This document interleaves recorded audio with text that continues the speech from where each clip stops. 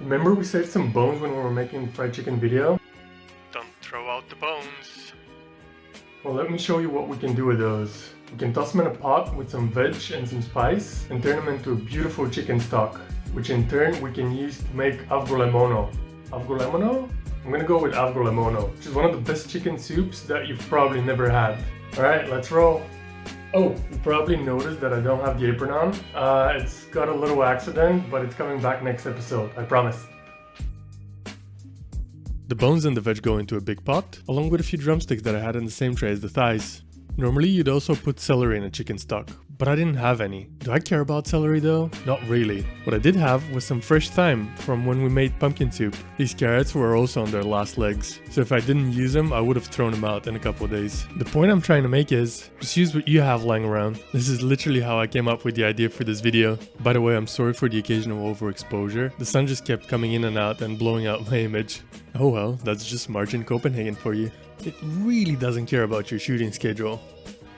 Alright, so next we cover everything with some cold water. That's important, and you should always start from cold when you're trying to extrude flavor from things. Now get it onto the stove and set it on medium-high heat until it comes up to a boil. As soon as it does, you can start skimming any of the scum that rises to the surface. Just like the cream will rise to the top. Oh yeah.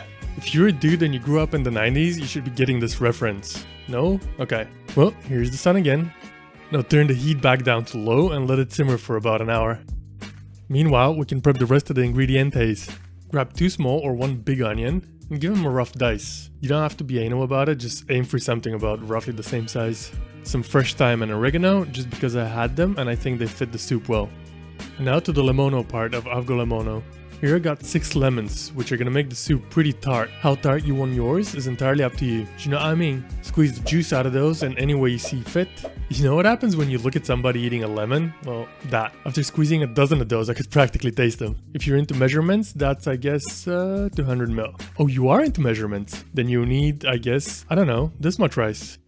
Okay, we have all of the other stuff prepped. The stock should be ready by now. Now do yourself a favor and get the chunky stuff out. I did that, I just forgot to film it. Now extract all of these juicy chicken bits. Grab a large bowl and a sieve or a colander and just strain whatever is left in the pot.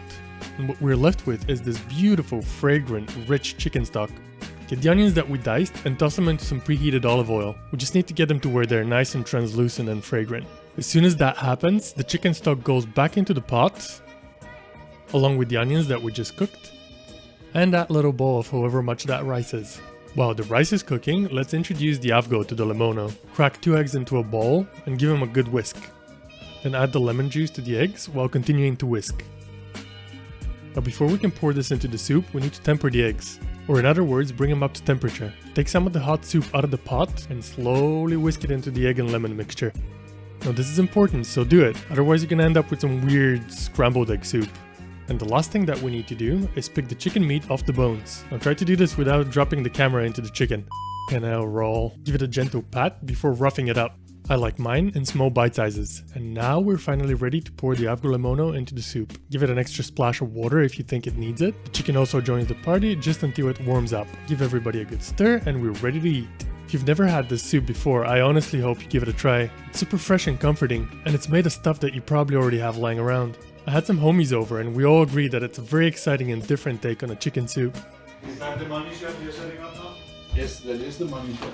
Alright, thanks for watching. Much love. Roll out.